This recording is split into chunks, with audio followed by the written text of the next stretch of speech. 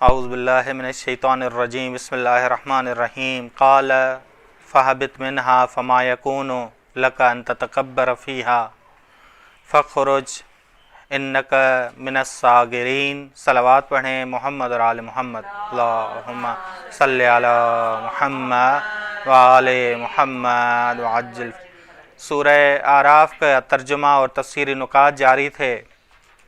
قال فاہبط منہا فما یکون لک، گفتگو جاری تھی ہماری آدم مثالی کے حوالے سے کہ آدم مثالی بعض نے کہا ہے اور ان میں سے اکثر نے کہا ہے کہ آدم ابو البشر ہے، آدم ابو البشر ہے۔ قال فاہبط منہا فما یکون لک ان تتکبر، خدا مخاطب ہوا، مخاطب ہے 12ویں آیت میں۔ آپ دیکھیں کہ 12ویں آیت میں مخاطب ہے کس سے؟ شیطان سے۔ قال ما منعک اللہ تسجد، اب یہ لا جو ہے تسجد سے لا جو ہے تسجد سے پہلے یہ لا لائے زائدہ ہے یا لائے نافیہ ہے۔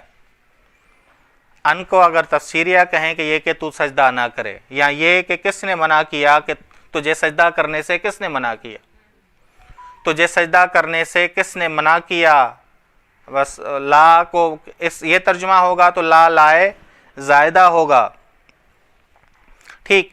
بس قال فاہبط منہا، انسان کامل کے لیے آیا ہے کہ الحق مع علی، کہ حق علی علیہ السلام کے ساتھ ہے۔ انسان کامل کے لیے یہ نہیں آئے گا کہ الحق من علی، یہ ذہن میں رکھیے گا۔ خدا کے لیے استعمال کیا ہوگا؟ الحق من ربک، اور انسان کامل کے لیے کیا ہوگا؟ الحق مع علی۔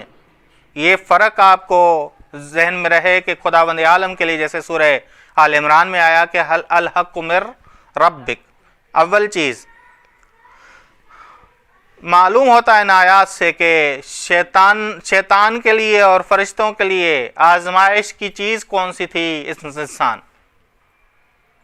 انسان آزمائش کی چیز، وہاں سے وہ آزمائے گئے۔ فرشتوں کو بھی آزمایا گیا، بس انسان کے وسیلے سے بس انسان معیار ہوا شیطان اور فرشتوں کی آزمائش کا، شیطان اور فرشتوں کی آزمائش کا۔ اور ہمارے لیے کیا آزمائش؟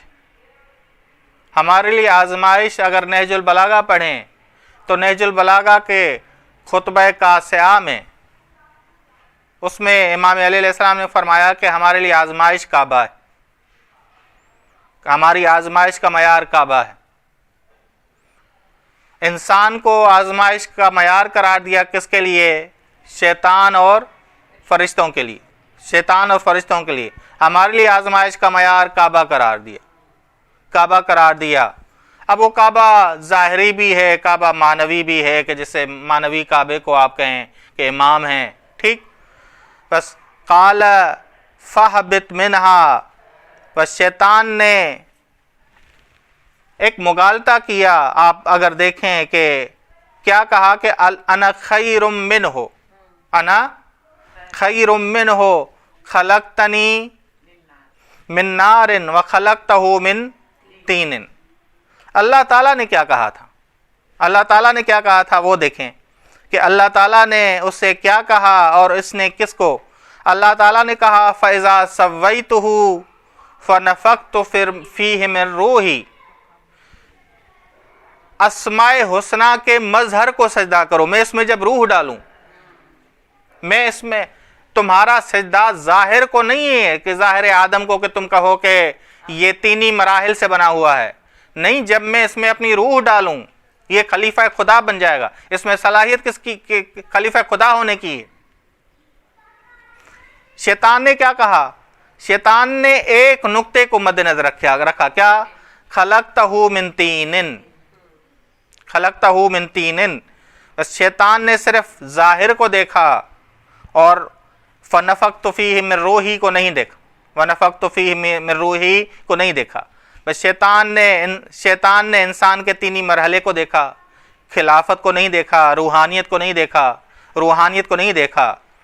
فرشتوں نے روحانیت کو دیکھا فقعوا لہ ساجدین، وہ گر پڑے سجدے کے لیے، سجدہ کیا، یعنی قبول کیا اس کی شرافت کو اور کہا کہ ہم ہدایت اور لوازمات ہدایت سے فراہم کریں گے. ٹھیک، بس اللہ تعالیٰ کہہ رہا ہے کہ تیری جہالت سبب بنی سجدہ نہ کرنے.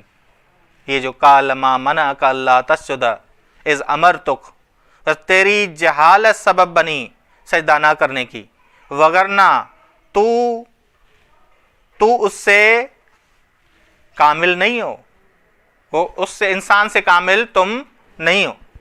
قال فاہبط منہا، یہ منہا کی ضمیر کہاں جا رہی ہے؟ اتر جاؤ. اول تو حبوط کی دو قسمیں ہیں، ایک حبوط مکانی ہے کہ چھت سے نیچے اتر آئیں آپ، یہ حبوط مکانی ہے. ایک حبوط منزلتی ہے، مقام سے اتر آؤ. جس مقام پر تم پہنچے ہو، منہا کی ضمیر اس اعلیٰ منزلت کی طرف جا رہی ہے کہ 6000 سال کی عبادت.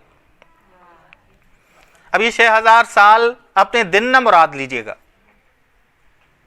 یہ 6000 سال اپنے دن نہ مراد لیجئے گا کہ ہمارے یہ 6000 سال نہیں ہیں کہ دنیاوی 6000 سال ہوں. ٹھیک، قال فاہبط منہا، بس تم اتر آؤ، حبوط معنوی کرو، پست مقام کی طرف اتر آؤ. منہا، اس 6000 سال کی اعلیٰ منزلت سے نکل آؤ، نیچے اتر آؤ، نیچے اتر آؤ. فما یکون لک، بس تیرے لیے جائز نہیں ہے،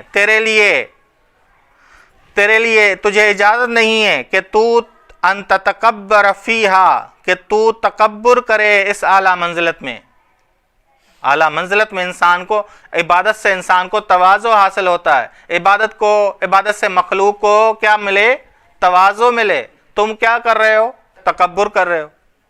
بس اتر آؤ. بس خدا نے دلیل بھی دی کہ تجھے اس مقام سے پستی کی طرف کیوں لے جایا جا رہا ہے، کیونکہ تو تکبر کر رہا ہے. فما یکون لک، پس تجھے اجازت نہیں ہے ان تتکبر، کہ تو تکبر کرے، فیہا، اس اعلیٰ منزلت میں. تو نے اعلیٰ منزلت حاصل کی 6000 سال عبادت کر کے. فخرج، بس نکل جا. فخرج، بس نکل جا. انک من الصاغرین. صغیر درونی ذلت کو کہتے ہیں، درونی ذلت، باطنی ذلت، اندرونی ذلت. فخرج، پس تو نکل جا. ٹھیک ہے نا، ریاضی کی طرح ملائیں گے کہ بھائی حبوط جب معنوی ہوا تو ذلت بھی کون سی ہے؟ معنوی ہے. فخرج انک من الصاغرین، پس تو نکل جا، بے شک تو صاغرین میں سے ہے. کس میں سے؟ آلین میں سے نہیں ہے،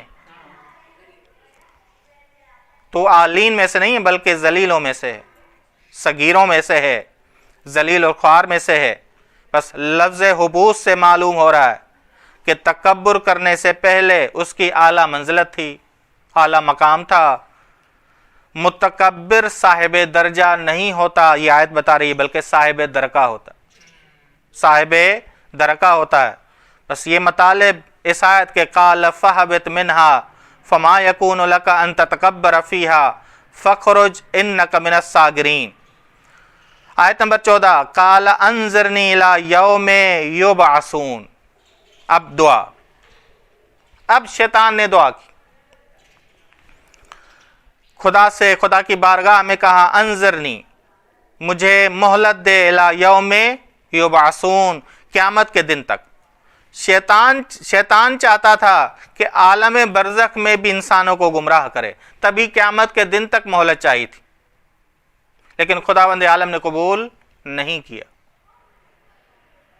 خداوند عالم نے اس کی یہ بات قبول نہیں کی، بلکہ کہا کہ تیری موت تک، نفخہ اولا تک، اس دنیا کے تباہ ہونے تک تجھے مہلت ہے.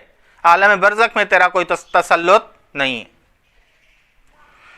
بس انسانوں کو گمراہ کرنے کی اس نے اجازت چاہی تھی کہ عالم برزخ میں بھی میں انسانوں کو گمراہ کروں. ٹھیک، لیکن اللہ نے قبول نہیں کیا. بس شیطان نے اللہ سے مطلق مہلت چاہی تھی، لیکن اللہ نے معین زمانے تک اسے مہلت دی. دلیل کیا ہے؟ سورہ ہجر.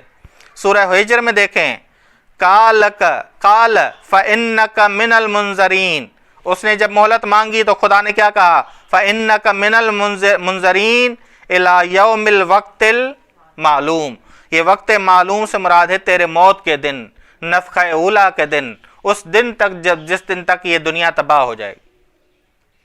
نفخہ اولا میں دنیا تباہ ہوگی، ٹھیک ہے نا، نفخہ بس عالم برزخ میں تیرا کوئی تسلط نہیں، عالم برزخ میں تو لوگوں کو گمراہ نہیں کر سکتا۔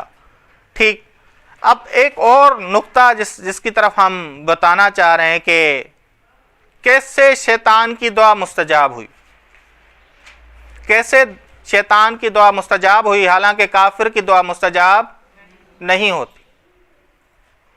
قرآن نے کہا لا تفتح لہم ابواب السماء، ان کے لیے معنوی آسمان کے دروازے نہیں کھولے جاتے۔ کیوں؟ شیطان تو کافر تھا، کافر کی دعا مستجاب نہیں ہوتی۔ قرآن نے کہا وکان من الکافرین، کہ وہ کافروں میں سے تھا، وہ کافروں میں سے تھا۔ دعا رحمت خاصہ ہے، خاص رحمت ہے، اور یہ کافر کو نصیب نہیں ہوتی، لیکن رحمت رحمانیہ سب کو ملتی ہے، رحمت رحمانیہ سب کو ملتی ہے۔ ایک نقطہ آپ ذہن میں رکھ لیں، مظلوم کی دعا مستجاب ہوتی ہے اگرچہ وہ کافر ہو، مظلوم کی دعا مستجاب ہوتی ہے اگرچہ وہ کیا ہو؟ کافر ہو۔ بس کافر کی رحمت خاصہ کے حوالے سے دعا مستجاب نہیں ہوتی، لیکن دنیا سے مربوط دعا اس کی مستجاب ہوتی۔ دنیا سے جیسے کہے کہ مجھے بڑی زندگی دے، شیطان نے کہا مجھے بڑی زندگی دے، معنویت اور خیر و برکت شیطان کو نہیں ملی کہ ہم اسے کہیں کہ معنویت ملی ہو، خیر ملا ہو، برکت ملی ہو۔ امر دنیاوی ہے طولانی زندگی، یہ طولانی زندگی ملنا کیا ہے؟ امر معنوی ہے، امر ظاہری، امر ظاہری میں سے، امر دنیاوی میں سے، امر زندگی میں سے، دنیاوی زندگی کے امر میں سے۔ بس اسے اب یہ نہ سمجھیے گا کہ مہلت کیا ہے، ہر مہلت صحیح ہے، مہلت بھی دو قسموں کی، ایک مہلت قرآن نے کہا ہے صحیح ہے، درست ہے، ایک مہلت عذاب ہے، یہ قرآن نے کہا ہے۔ قرآن نے ایک مہلت کی قسم جو بتائی ہے وہ عذاب کی بتائی ہے۔ یہ سورہ آل عمران کی آیت نمبر 178 جو پڑھتے ہیں آپ، وَلَا يَحْسَبَنَّ الَّذِينَ كَفَرُوا أَنَّمَا نُمْلِي لَهُمْ من، بس ہم جو ان کو مہلت دیتے ہیں وہ خیال نہ کریں کہ خیرہ، وہ خیر ہے ان کے لیے، بلکہ وہ ان کے لیے عذاب ہے۔ بس مہلت بھی دو قسموں کی، ایک مہلت خیر ہے، ایک مہلت کیا ہے؟ عذاب۔ ایک مہلت سے انسان توبہ کرے، وہ مہلت کیا ہوئی؟ عذاب ہے یا خیر ہے؟ خیر ہوئی۔ اور ایک مہلت جس سے عذاب بڑھے، پستی بڑھے، درکا بڑھے، درکے کے لحاظ سے انسان پستی میں گرتا جائے، بس وہ مہلت عذاب والی مہلت ہے۔ بس یہ ذہن میں رکھیے گا، بعض مہلتیں عذاب ہوتی ہیں، مرض ہے، مرض ہے، ٹھیک۔ بس انسان جو ہے بعض دفعہ مہلت حاصل کرے کہ توبہ تک پہنچے، بعض دفعہ انسان مہلت حاصل کرے کہ عذاب تک پہنچے، تو ان دو مہلتوں میں فرق کیجیے گا۔ بس یہ جو بعض لوگ کہتے ہیں کہ اس کی دعا کیسے قبول ہوئی، تو وہ کوئی اشکال وارد، اعتراض وارد نہیں ہوتا۔ بس یہ ذہن میں رکھیے گا۔ یہ جو آیت آئی، آیت نمبر 15، قال انک من المنذرین، خدا نے کہا تجھے مہلت دی گئی ہے، لیکن مہلت قیامت کے دن تک نہیں ہے، بلکہ الی یوم الوقت المعلوم، وقت معلوم تک ہے، یعنی کیا؟ تیرے موت کے دن تک، نفخہ اولا تک ہے۔ قال فبما اغویتنی لاقعدن لہم صراطک المستقیم، بے ادب ہے شیطان۔ قال فبما، پس اس وجہ سے کہ تو نے مجھے گاوی بنایا، سرکش بنایا، سرکش قرار دیا، بغیر قید و قید کے اغوا کی نسبت اللہ تعالیٰ کی طرف دے رہا ہے۔ اور اغوا کی دو قسمیں ہیں، ایک اغوا ابتدائی ہے، اغوا ابتدائی، اللہ تعالیٰ کبھی بھی گمراہ ابتدا میں گمراہ نہیں کرتا. گمراہ ابتدائی یا اغوا ابتدائی یا پہلی، اللہ شروع میں ہی کسی کو سرکش نہیں بناتا. ہاں اللہ جزا دیتا ہے کہ اپنے حال پہ رہا کر کے، اور بندہ کیا بن جاتا ہے، بس انسان اگر یا مخلوق میں سے کوئی اگر اللہ سے جدا ہو، فاسق بن جائے، تو اللہ اسے اپنے حال پہ رہا کر دیتا. قال فبما اغویتنی، بس یہ ایک خدا اس وجہ سے کہ تو نے مجھے سرکش قرار دیا. بس سرکش کیوں قرار دیا؟ کیونکہ اس نے تکبر کیا، اس نے اللہ کے حکم کو نہیں مانا. بس یہ اغوائے ابتدائی نہیں ہے، اغوائے کیفری ہے، اغوائے جزائی ہے. جزا کے طور پہ اللہ کے حکم نہ ماننے کی وجہ سے، اللہ کے حکم نہ ماننے کی وجہ سے، بس اللہ کے حکم پر کی اس نے پیروی نہیں کی، سجدہ نہیں کیا آدم کو. بس شیطان بے ادب تھا، اس وجہ سے بغیر قید کے اغوا کو ذکر کیا. لَأَقْعُدَنَّ لَهُمْ صِرَاطَكَ الْمُسْتَقِيمَ، حتماً میں بیٹھوں گا ان کے لیے تیرے سیدھی راہ پر. بس ایک چیز جو اغوائے کیفری میں اللہ تعالیٰ لطف و رحمت کو واپس لیتا ہے، یہ ذہن میں رکھیے گا. اللہ تعالیٰ کیا لیتا ہے؟ لطف و رحمت کو واپس لے لیتا ہے. ایک نقطہ کہ اللہ کسی سے لطف و رحمت کو واپس لے.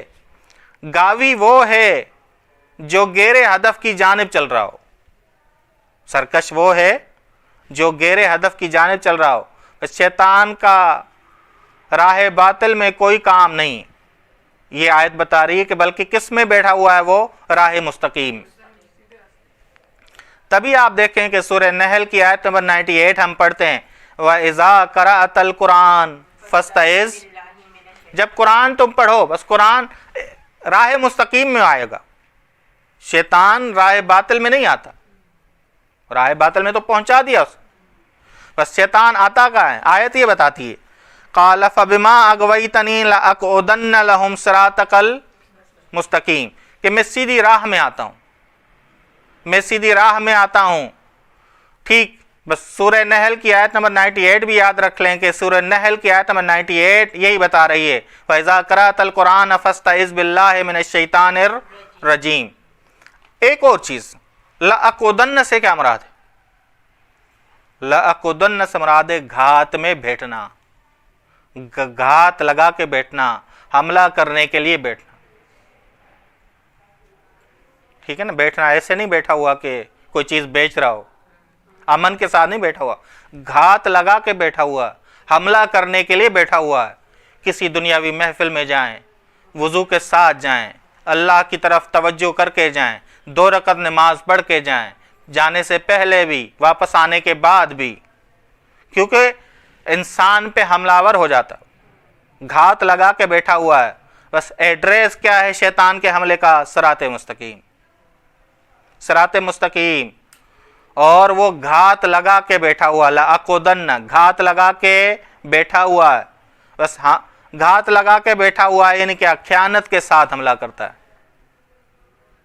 خیانت کے ساتھ حملہ کرتا ہے، ہیل و مکر کے ساتھ حملہ کرتا ہے. دیکھیں جی، ایک بیٹھا ہوا ہو، آپ کو پتہ ہی نہ ہو، ایک فقیر راستے میں بیٹھا ہوا اور وہی ہم پر حملہ کر دے، وہی ہم پر کیا کر دے؟ حملہ کر دے. وہ زیادہ خطرناک ہے، ایک کھڑا ہے ہاتھ میں کچھ لے کے، تلوار چاقو لے کے، کوئی اسلحہ لے کے کھڑا ہے، تو خطرناک کون سا ہے؟ ہاں جی، جو گھات لگا کے بیٹھا ہے. بس یہ دیکھیے گا، یہ نہیں کہا کہ میں کھڑا ہوں اس راستے میں، بلکہ دھوکہ دیتا ہے، مکر کرتا ہے، فریب کرتا ہے. لَأَقْعُدَنَّ سے یہ بھی سمجھ آ رہی ہے کہ وہ ہیلے مکر کے ساتھ انسان کو راہ مستقیم سے جدا کرتا ہے. بس اس میں کتنے نقطے ہیں کہ لَأَقْعُدَنَّ لفظ سے ایک چیز آ رہی ہے کہ مردانہ حملہ نہیں کرتا، بلکہ کس کے ساتھ حملہ کرتا ہے؟ مکر کے ساتھ، ہیلے کے ساتھ، فریب کے ساتھ. فریب دیتا ہے، خیانت کرتا ہے. کیا کرتا ہے؟